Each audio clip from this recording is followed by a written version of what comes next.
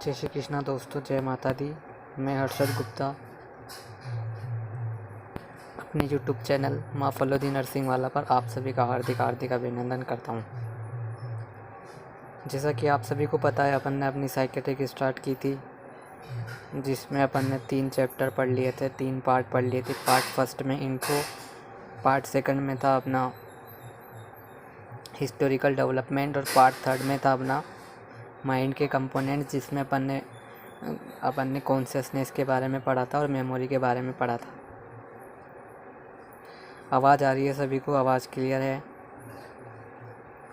Then मैं बोलना चाहूँगा कि जिसने पहले के 3 पार्ट नहीं देखे हैं वो पहले साइकेट्रिक के तीनों पार्ट देख ले। देन ये चौथा पार्ट आज अपन स्टार्ट करने जा रहे हैं। चौथा पार्ट स्टार्ट करें तो ठीक है बच्चों, अपन अपना चौथा पार्ट स्टार्ट करते हैं। इसमें मैं पढ़ाऊँगा आपको एक्टिविटी के बारे में, और एबनॉर्मल एक्टिविटी किस किस टाइप से होती है वो पढ़ेंगे।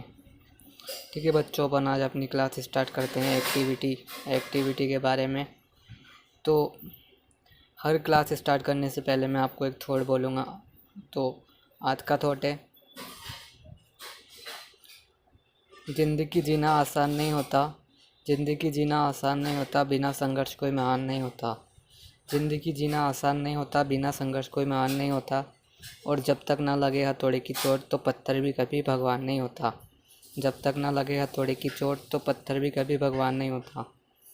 ठीक है, अपन अपनी क्लास स्टार्ट करने से पहले मैं आप सभी को बता देना चाहूँगा कि वीडियो को आप अच्छी क्वालिटी में देखने की कोशिश करें ताकि आपको स्पष्ट नज़र आए।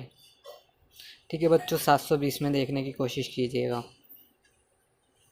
ठीक है, अपन एक्टिविटी के बारे में स्टार्ट करते हैं। एक्टिविटी जनरली आपने सुना होगा, कोई सी भी एक्टिविटी, फॉर एग्जांपल अपन चलना, घूमना, खाना पीना, सोना, रोना, ये सारी अपनी एक्टिविटी होती है। तो एक्टिविटी क्या होती है? साइकोमोटर एक्टिविटी होती है।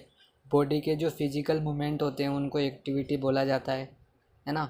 बॉडी में अपन जितने भी फिजिकल मूवमेंट करते हैं, जैसे खाना पीना, ये सारे अपने बॉडी के फिजिकल जो भी अपन काम करते हैं उसको एक्टिविटी बोला जाता है, जो इनवॉलेंट्री भी हो सकती है और वॉलेंट्री भी हो सकती है। जैसे वॉलेंट्री तो आपकी इच्छा अनुसार होती है ना, और इनवॉलेंट्री जो अपनी इच्छा अनुसार नहीं होती, फॉर एग्जांपल सांस लेना, है ना। सांस लेना अपनी इच्छा अनुसार नहीं होता है। दिल धड़क रहा है अपना, ये भी एक इनवॉलेंट्री एक्टिविटी है जो हार्ट के द्वारा परफॉर्म की जाती है। तो एक्टिविटी का सिंपली मीनिंग आपको दिख रहा होगा यहाँ पे, बॉडी के फिजिकल मूवमेंट्स को, साइकोमोटर एक्टिविटी को, और जो जितने भी इनवॉलेंट्री और वॉलेंट्री एक्शन जो अपन करते हैं अपनी दैनिक दिनचर्या में, उसको बोलते हैं अपन एक्टिविटी। ठीक है बच्चों, अब एक्टिविटी में डिस्टरबेंस कैसे कैसे आता है। तो एक्टिविटी जब भी गड़बड़ होती है तो किस प्रकार से होती है कि पहला लिखा हुआ है इसमें हाइपर एक्टिविटी। हाइपर यानी ज़्यादा, और एक्टिविटी यानी ज़्यादा एक्टिविटी करना, ज़्यादा काम करना, हद से ज़्यादा काम करना। ये किस में देखा जाता है? मेनिया के पेशेंट में। मेनिया के पेशेंट को आप जाके बोलो कि कोई भी एक्टिविटी करने के लिए बोलो, फिर फॉर एग्जांपल मैंने मेनिया के पेशेंट से बोला कि रेसिंग करनी है, तो वो सबसे जल्दी तैयार होगा, वो सबसे ज़्यादा एक्टिव होगा, उसकी एक्टिविटी सबसे ज़्यादा होगी। तो हाइपर एक्टिविटी वाले पेशेंट किस में देखा जाता है? मेनिया में। मेनिया वाले पेशेंट हाइपर एक्टिविटी शो करते हैं, है ना। मेनिया वाला पेशेंट जनरली अपने आप को सबसे महान इंसान मानता है। वो मानता है कि सबसे आगे मैं हूँ, मेरे से अच्छा इस दुनिया में कोई भी नहीं है। अब दूसरी बात करते हैं हाइपो एक्टिविटी की। हाइपो यानी क्या होता है बच्चों? कम, और एक्टिविटी यानी कोई भी एक्ट जो आपके द्वारा परफॉर्म किया जाता है वो एक्टिविटी होता है। तो हाइपो एक्टिविटी का मतलब कम एक्टिविटी। ऐसे लोग जो डिप्रेशन में होते हैं, जो किसी से बातचीत नहीं करते हैं, जिनको कोई ना कोई दिक्कत होती है, जो डिप्रेशन में चले जाते हैं, तो हाइपो एक्टिविटी किस में देखी जाती है? डिप्रेशन के पेशेंट में देखी जाती है। ठीक है, देन बात करते हैं अपन एबनॉर्मल एक्टिविटी, डिस एक्टिविटी के बारे में। डिस एक्टिविटी का मतलब क्या होता है? एबनॉर्मल तरीके से एक्टिविटी करना। मतलब आप कुछ काम तो कर रहे हो पर उसको एबनॉर्मल तरीके से कर रहे हो, जो कि देखने में गलत पड़ता है ना। कोई भी काम ऐसा जिसको आप, कोई भी एक्टिविटी ऐसी जो देखने में गलत है, तो वो क्या कहलाएगी? Abnormal activity. इसमें पहला लिखा है मैंने स्टीरियोटाइप एक्टिविटी। स्टीरियोटाइप एक्टिविटी में पहला पढ़ते हैं मैन्यूरिज्म। मेन्यूरिज्म। मेन्यूरिज्म का मतलब होता है रिपीटेटिव मूवमेंट। एक ही एक ही मूवमेंट आप बार बार किए जा रहे हो, जैसे कि एक्सेसिव आई ब्लिंकिंग। बहुत से पेशेंट आपने देखे होंगे जो जनरल लाइफ में भी अपन देखते हैं, आई ब्लिंकिंग बहुत ज़्यादा करते हैं, बार बार आंखों को लपक झपक करते रहते हैं। तो ऐसी एक्टिविटी जो ये एबनॉर्मल है, तो इसको बोला जाता है मेन्यूरिज्म। मेन्यूरिज्म का मतलब रेपिटेटिव मूवमेंट। अब दूसरा आता है वर्बिगुरेशन। वर्बिगुरेशन का मतलब रेपिटेशन ऑफ वर्ड्स। वर्ड्स को बार बार रिपीट किए जा रहे हैं। फॉर एग्जांपल कोई पेशेंट है, वो बार बार राम राम राम राम, कोई लड़की वो बार बार राधे राधे राधे राधे राधे, एक ही वर्ड्स को बार बार रिपीट किए जा रही है, तो इसको क्या बोला जाता है? वर्बिगुरेशन। और अगर रेपिटेटिव मूवमेंट करे तो उसको क्या बोला जाता है? मेन्यूरिज्म। देन तीसरा आता है अपने कैटालेप्सी। कैटालेप्सी और इसको बोला जाता है वैक्सी फ्लेक्सिबिलिटी। कैटालेप्सी और वैक्सी फ्लेक्सिबिलिटी में क्या होता है? पेशेंट सेम पोस्चर में रहता है, एक ही पोजीशन में रहता है। जैसे खड़ा है तो खड़ा ही रहेगा, बैठा है तो बैठा ही रहेगा, कोई एक्टिविटी नहीं करेगा। इसको बोलते हैं कैटालेप्सी। कैटालेप्सी यानी मसल्स टोन लॉस हो जाते हैं।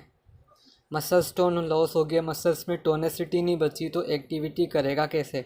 तो पेशेंट एक्टिविटी नहीं कर पाता है, कैटालेप्सी कहलाता है, जिसमें पेशेंट सेम पोजीशन मेंटेन करता है। यहाँ लिखा हुआ है, आपको नज़र आ रहा होगा, सेम पोजीशन, है ना।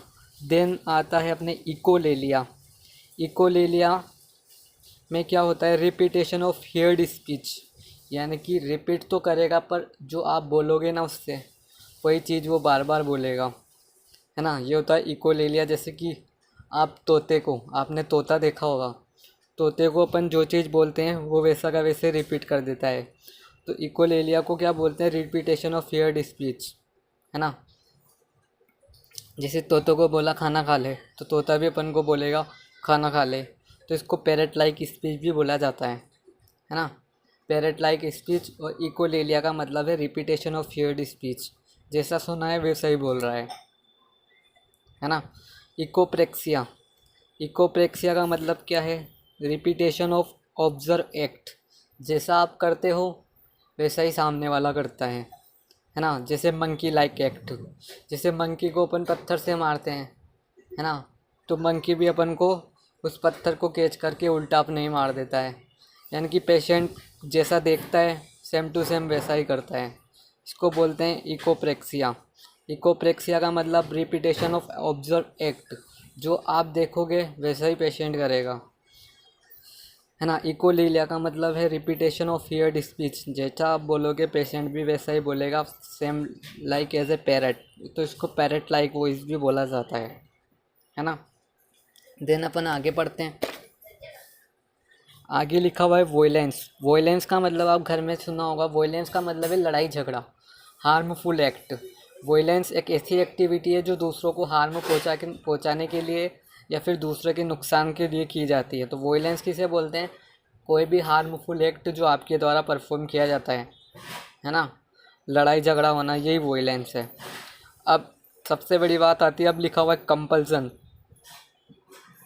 तो कंपल्सन का मतलब क्या लिखा हुआ है? Repetitive same activity due to repetitive thought. आप एक डिसऑर्डर पढ़ोगे, आगे जाके अपन एक डिसऑर्डर पढ़ेंगे, ऑब्सेसिव कंपल्सिव डिसऑर्डर, है ना। तो ऑब्सेशन का मतलब, ऑब्सेसिव कंपल्सिव डिसऑर्डर में दो चीज़ें आ रही है। पहला आ रहा है ऑब्सेशन, दूसरा आ रहा है कंपल्सन। ऑब्सेशन का मतलब है एक थॉट आपके दिमाग में आना, रिपीटेटिव थॉट, वही थॉट बार बार आ रहा है, तो थॉट का डिसऑर्डर है ऑब्सेशन। ऑब्सेशन में क्या होता है? एक ही थॉट दिमाग में बार बार आता है। एक ही थॉट अगर दिमाग में बार बार आए तो इसको बोलते हैं ऑब्सेशन। फॉर एग्जांपल, मेरी हॉस्पिटल में ड्यूटी लगी है, मैंने अपने हाथ धो लिए, है ना, एक बार धो लिए, फिर मेरे दिमाग में थॉट आया कि मेरे हाथ गंदे हो गए, फिर वापस मैं हाथ धो रहा हूँ, फिर वापस थॉट आया, वापस मैं हाथ धो रहा हूँ। तो ये होता है ऑब्सेशन, रिपीटेटिव थॉट, है ना। दिमाग में बार बार थॉट आता है कि हाथ गंदे हैं, हाथ गंदे हैं, हाथ गंदे हैं। तो ये तो होता है ऑब्सेशन, जो थॉट की बीमारी है। थॉट की बीमारी अपन आगे पढ़ेंगे। यहाँ लिखा हुआ है कंपल्सन। अब जो आपके दिमाग में थॉट आया ना कि मेरे हाथ गंदे हैं, तो मेरे हाथ गंदे, तो मैं उन हाथों को, उस ऑब्सेशन को अप्लाई कर दूंगा, यानी कि एक्टिविटी भी कर लूँगा। अब मैं हाथ धो भी लूँगा। पहले सिर्फ थॉट आया था, पहले सिर्फ थॉट आया, रिपीटेटिव थॉट आ रहेंगे मेरे हाथ गंदे हैं, तो रिपीटेटिव थॉट को तो बोलते हैं अपन ऑब्सेशन। और अगर मैंने अपने हाथ धोने भी चला गया, हाथ भी धो रहा हूँ बार बार, है ना, हाथ भी धो रहा हूँ बार बार, तो ये रिपीटेटिव एक्टिविटी है जो रिपीटेटिव थॉट की वजह से आ रही है, तो इसको बोलते हैं कंपल्सन। कंपल्सेशन का मतलब क्या होता है?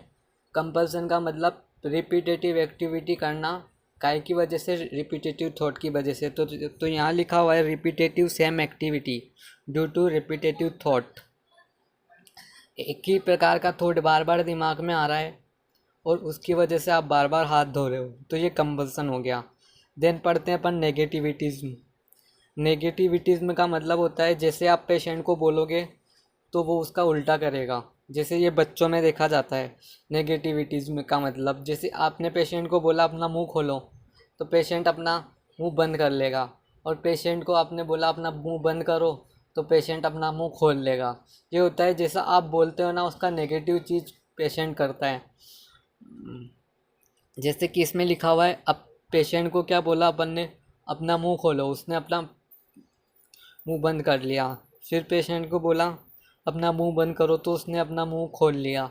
तो अब आपको क्या करना पड़ेगा इसमें? Person show opposite behaviour. Person अपना ऑपोजिट बिहेवियर शो कर रहा है, तो उसको जैसे अपन मुंह खुलवाना चाहते हैं तो उसको क्या बोलना पड़ेगा कि अपना मुंह बंद करो, तब वो अपना मुंह खोलेगा। ये होता है कि जैसे आप मुंह खुलवाना चाहते हो तो उससे बोलो कि अपना मुंह बंद कर, तो वो मुंह खोल लेगा। ये बच्चों में देखा जाते हैं, बच्चों को अपन जैसा बोलते हैं वो उसका उल्टा ही करते हैं, है ना। नेगेटिविटीज़ में का मतलब आ गया होगा समझ में।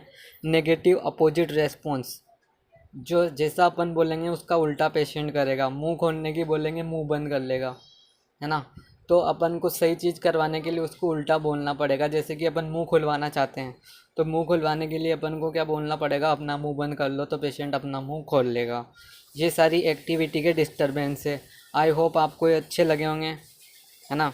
अभी मेरे पास प्रॉपर चीज़ें अवेलेबल नहीं है, मैं आपको और अच्छे से पढ़ाने की और अच्छे से समझाने की कोशिश करूँगा। Thank you so much, thank you so much. जय श्री कृष्णा।